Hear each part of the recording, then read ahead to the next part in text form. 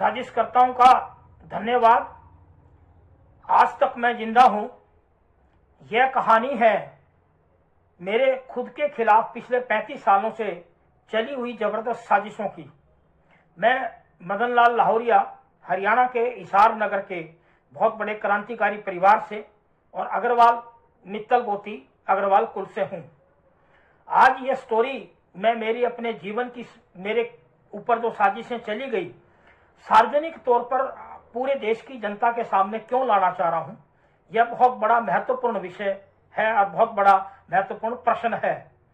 आज हमारे युवा वर्ग और हमारी महिलाएं और हमारे परिवार जिस प्रकार साजिशों के शिकार हो रहे हैं अपनी थोड़ी थोड़ी गलतियों से, तो आज जो मैंने पिछले 30-35 सालों से सार्वजनिक तौर पे इस बात को नहीं किया, जबकि कुछ हरियाणा के चुनिंदा परिवारों को पता है कि साजिशों ने मुझे किस प्रकार बर्बाद किया। आज हमारी युवा पीढ़ी की प्रेरणा के लिए कि ताकि साजिशों से आप बचें, साजिशों में किसी भी आप अपनी गलतियों से साजिशों के चक्रव्यूह में ना प्रवेश करें, इसलिए आज ये मैं बताना चाह रहा हूं। मेरा जन्म 1958 में हिसार नगर में एक क्रांतिकारी परिवार में हुआ। बचपन ठीक ठाक गुजरा। मेरे पिताजी बहुत बड़े क्रांतिकारी आजाद हिंद फौज में रहे, नेताजी सुभाष चंद्र बोस के बहुत करीब रहे हैं। लाहौर पाकिस्तान में हमारा गांव पुट्ठी मंगल खां हिसार आंसी तहसील में नेताजी सुभाष चंद्र बोस के साथ लाहौर चले गए थे। उनके आजाद हिंद फौज में रानी झांसी रेजिमेंट में रहे और उसके बाद लाहौर में 2 कपड़े की दुकानें करी हमारे परिवार ने। और आजादी से पहले मेरे 2 भाइयों का जन्म और 1 बहन का जन्म लाहौर का है और 2 कपड़े की दुकानें भरी भराई वहां छोड़ करके पिताजी हिसार आए। और हिसार आने के बाद 10 साल पंजाबी सभा के लिए काम किया, जबकि हम अग्रवाल कुल से हैं। और उसके बाद मेरे पिताजी ठीक ठाक थे, परंतु अचानक ही 1978 में उनके कैंसर का एक रोग उभर के आया। और मैं बचपन में ठीक ठाक था। परिवार हमारा सारा आरएसएस संचालित था, देशभक्ति का था। और बचपन में 7 वर्ष की उम्र में पिताजी की प्रेरणा से मैंने संघ की शाखाओं में प्रवेश किया और हर पद पे रहा मैं संघ और आरएसएस और भाजपा और विश्व हिंदू परिषद के। 1978 में कैंसर का रोग हुआ और 1979 में मेरे पिताजी की कैंसर के रोग से मृत्यु हो गई। उसके बाद 1980 में मेरी शादी हुई, क्योंकि मैं शादी के समय अनमैरिड था। और हम परिवार में 5 भाई और 4 बहनों का बड़ा परिवार है। अब आज ये कि साजिशों का जो पुलंदा जो प्रारंभ हुआ मेरे खिलाफ, क्योंकि मैं परिवार में 9वें स्थान पर सबसे छोटा परिवार का सदस्य था, तो जो मेरे बड़े भाई, आज मैं सार्वजनिक क्यों कर रहा हूं कि वो जनता के बहुत से प्रश्न आ रहे हैं पिछले 20-25 साल में कि जी आपके साथ हुआ क्या और कैसे हुआ। तो जो मेरे बड़े भाई हैं प्यारेलाल जी लाहौरिया, उनका परिवार में कुछ ऐसा था, मेरे प्रति व्यवहार उनका ठीक नहीं था। तो शादी के बाद मेरी माँ भी बहुत बढ़िया थी, परंतु माँ का इतना जोर नहीं चलता था। माँ बहुत बड़ी अच्छी कमांड की रही हैं, परंतु बड़े भाई ने सारा वर्चस्व बना लिया पिताजी की मृत्यु के बाद। तो मेरे खिलाफ और मेरे बच्चों और मेरी पत्नी के खिलाफ साजिशों का एक ढेर शुरू हुआ, जो कि एक बड़े लेवल पे 1988 के अंदर निकल के आया। फिर हमारी माँ ने फैसला किया कि हमारी बगीची की जमीन थी, उसके अंदर अलग अलग 5 भाइयों की कोठियां बनवा दी। 1988 में हमने कोठियों में प्रवेश किया, परंतु मेरे खिलाफ साजिशें परिवार की नहीं रुकी। और 1991 में हमारा फिर फैमिली पार्टीशन हुआ। यहां से मुख्य तौर पे साजिशों का एक बहुत बड़ा खेल मेरे खिलाफ प्रारंभ हुआ, क्योंकि मैं आरएसएस और भाजपा में ठीक लेवल पे आ चुका था। संगठनों में मैंने बहुत काम किया, विश्व हिंदू परिषद में, बजरंग दल में, और राम मंदिर की जो पहली कार सेवा हुई उत्तर प्रदेश की जेलों में मेरी महत्वपूर्ण भूमिका थी आंदोलन में। और इमरजेंसी में भी मैंने कॉलेज इसलिए छोड़ा था कि मेरी इमरजेंसी में बहुत अच्छी भूमिका रही थी आरएसएस के संशयकों की देखभाल के लिए।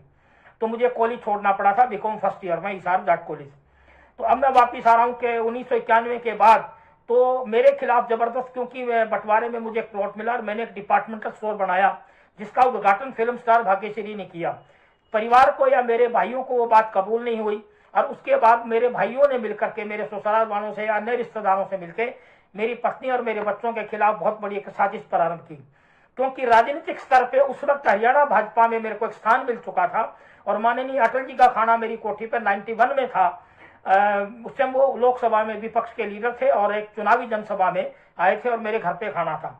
उसके बाद जब मनोहर लाल जी भाजपा में आए 1994 में, तो मुझे जिला मिला और मेरी कार्रवाई बढ़ती चली गई भारतीय जनता पार्टी में, क्योंकि ये बात मेरे और भाइयों को कबूल नहीं हुई और मेरे खिलाफ राजनीतिक, पारिवारिक, आर्थिक हर प्रकार की मुझे तोड़ने का एक साजिशों का ढेर चला। आज ये हर युवा वर्ग के लिए बताना जरूरी है, महिलाओं के लिए बताना जरूरी है कि आज पूरे देश के अंदर परिवारों की साजिशों का लाखों की संख्या में परिवार, करोड़ों की संख्या में परिवार बर्बाद हो रहे हैं। तो आज मैं ये खाली कोई मेरे लिए नहीं कि मेरा कोई काम बन जाएगा, आज पूरे परिवारों को इस बात का संकेत मिलेगा कि परिवारों की साजिश और चक्रव्यूह, जैसे आपने महाभारत में देखा, महाभारत हमारा उदाहरण है कि परिवार के चक्रव्यूह ने ही एक महायुद्ध करवा दिया था। इसी प्रकार जब 1992-93 में जब मेरी कार्रवाई बढ़ती चली गई, तो उसी दौरान मेरी कंपनी के अंदर जो मैंने व्यापार किया था उसको ठप करने की पूरी साजिश भाइयों ने की और मेरी कंपनी को ठप करवा दिया गया और मेरा व्यापार ठप हो गया। उसके बाद मैंने रेस्टोरेंट भी चलाए, संघर्ष नहीं छोड़ा कहीं भी, परंतु मेरी माँ को सदमा लगा और मेरी माँ के ब्रेन अटैक हुआ 1994 में और वो कोमा पे, बेड पे आ गई और 10 साल बेड पर रही वो। तो उसके बाद मेरे पे अनर्गल आरोप परिवार की तरफ से लगे साजिशों में और मुझको एक अलग थलग राजनीतिक तौर पे, आर्थिक तौर पे और सामाजिक तौर पे बहुत बड़ी साजिशें चली मेरे खिलाफ पूरे समाज से कट ऑफ करने के लिए। अब आज इन साजिशों में जिन संगठनों के लिए मैंने काम किया, मैंने पूरी जान झोंकी जिन संगठनों के लिए और जिन धार्मिक सामाजिक संस्थाओं के लिए हिसार में, हरियाणा स्तर पे, उन्होंने भी मेरा साथ छोड़ना शुरू कर दिया, क्योंकि परिवार का, मेरे भाइयों का इतना दबाव था कि उन्होंने एक तरफ से पूरी तरह से मुझे काटने की कोशिश की। 1995-96 आती राजनीतिक तौर पे मैंने मेरी हिसार विधानसभा की जो फाइनल हुई टिकट वो भी भारतीय जनता पार्टी की तरफ से 1996 में। तो ये मनोहर लाल जी खट्टर को पता है, बाद में विशेष तौर से अलग से एक वीडियो बनाऊंगा राजनीति पे। आज मनोहर लाल जी हमारे केंद्रीय मंत्री हैं, वो इस बात के गवाह हैं कि मेरी कार्रवाई को वो बता सकते हैं, परंतु एक ऐसा चक्रव्यूह बुना गया, क्योंकि मेरे आरएसएस और भाजपा में केवल हम दो ही थे, मेरे पे दायित्व भाजपा के थे और मेरे भाई मोहन लाल जी लाहौरिया पर आरएसएस के दायित्व थे संघ के प्रचारकों का, और हमारे 3 भाइयों पर कोई भी दायित्व नहीं था, कोई संघ का ऐसा नहीं था, क्योंकि भारतीय जनता पार्टी में मेरे को बहुत अच्छे स्तर पे शहर की जनता ने और संगठन ने बढ़ा दिया था। तो ये बात जब कबूल नहीं हुई तो मेरे खिलाफ राजनीति की साजिशें खूब चली, उसमें भिन्न भिन्न पदाधिकारियों को भी शामिल किया गया, आरएसएस के और भारतीय जनता पार्टी के। मेरे पास सबूत है, बाद में मैं खुलासा कर दूंगा इस बात का।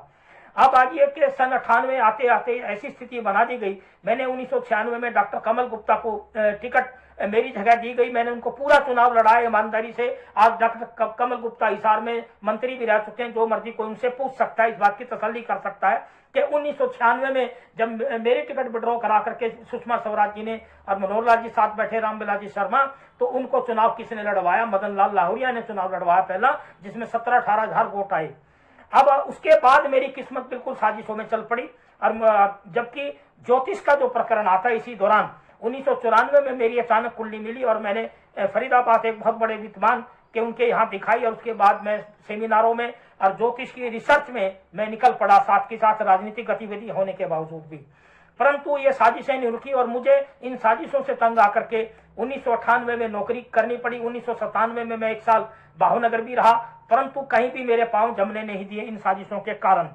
1998 में मैं हिम्मत नहीं हारा, यही मैं प्रेरणा दे रहा हूं कि साजिश आप पे कितनी भी आए, आज मैं क्यों जिंदा हूं? क्योंकि मैंने समाज को नहीं छोड़ा, मैंने उन लोगों को नहीं छोड़ा, मैंने कर्म को नहीं छोड़ा। 1998 में मैंने जिंदल कंपनी में हिसार नौकरी करी, 2 साल नौकरी करी, साथ में मेरी सामाजिक, धार्मिक और सारी गतिविधियां हिसार नगर में रही। परंतु सन 2000 आते ही फिर मेरे को कंपनी छोड़नी पड़ी, वो भी एक पारिवारिक साजिशों के कारण। और उसके बाद जब मुझे हर प्रकार से काट दिया गया, तो आज जो मुख्य प्रश्न मेरे पे लगे हुए थे कि जी आपने हिसार क्यों छोड़ा, आज मैं स्पष्टीकरण कर रहा हूं कि बहुत बड़ी साजिशों के कारण मुझे अपनी जान और बच्चों की सुरक्षा के लिए ही मुझे बाहर निकलना पड़ा। क्योंकि हमारे जो लाहौरिया चैरिटेबल ट्रस्ट है, जिसका मैं फाउंडर ट्रस्टी हूं, मेरे भाइयों ने हमले शुरू कर रखे थे, किसी भी कीमत पर वो कबूल नहीं कर रहे थे। उस वक्त आरएसएस और भाजपा सभी लोगों को उन्होंने अपने प्रभाव में ले रखा था। ये कटु सत्य है। इस वीडियो जो मैं बना रहा हूं बिल्कुल तथ्यों पर बना रहा हूं। कोई भी व्यक्ति या मेरे परिवार का सदस्य अगर किसी को ऐतराज है तो वो मेरे पे कानूनी कार्रवाई कर सकता है। इस बात के सबूत और तथ्य मेरे पास हैं। आज समाज को बताना बेहद जरूरी है कि साजिशों के कारण कितनी तबाही आती है। मैंने फिर उसके बाद 2002-03 के अंदर मैं फरीदाबाद जहां भी आश्रमों में रहा, और उसके बाद मैंने लोगों का संपर्क बनाया अपना। जेब में मेरे पास कुछ भी नहीं था, मैं 2 कपड़ों में निकला था या निकाला गया था। ये ऐसी सिचुएशन रही है। परंतु मैंने जनता के साथ में होकर के चला और 2005, 2007, 2009, 10 मैंने अपना एक जनता में सिस्टम बनाया, परंतु पाखंड में नहीं गया। आज मेरा जो ज्योतिष के अंदर एक जो स्थान है और जिसकी वजह से मैं आज जिंदा हूं, पूरा हरियाणा इस बात को जानता है। तो मैं सभी युवाओं को और सभी युवा पीढ़ी को संदेश दे रहा हूं कि साजिशकर्ताओं का मैं धन्यवाद क्यों कर रहा हूं कि उन साजिशकर्ताओं की वजह से आज मैं कितनी बड़ी साइंस, इतने बड़े विज्ञान ज्योतिष में आ गया। तो मैं उनका धन्यवाद ही करूंगा कि अगर मेरे खिलाफ ये साजिशें नहीं होती और मुझे घर से निकलना नहीं पड़ता तो आज मैं जनता की सेवा में, जन सेवा में, ज्योतिष के क्षेत्र में नहीं आता। तो अब मैं सभी लोगों को संदेश दे रहा हूं आखिर में, अंत में इस वीडियो में, कि आज आपके खिलाफ कितनी भी साजिशें चलें, साजिशों का भंडार है युवा वर्ग और महिलाओं के खिलाफ, परंतु आप अपने हिम्मत को ना छोड़ें। जैसे आज मैं जबरदस्त साजिशें होते हुए भी पुलिस थानों की भी सभी धीरे धीरे खुलासा करूंगा। हर प्रकार से मुझे थानों में बिठाया गया, मुझे घोषित भगोड़ा करवाया गया, भाइयों के द्वारा हर प्रकार से जान से मारने की कोशिश की गई। इसलिए मैं आज इस वीडियो में बोल रहा हूं कि साजिशकर्ताओं का धन्यवाद, आज मैं जिंदा हूं। जय हिंद, वंदे मातरम। धन्यवाद।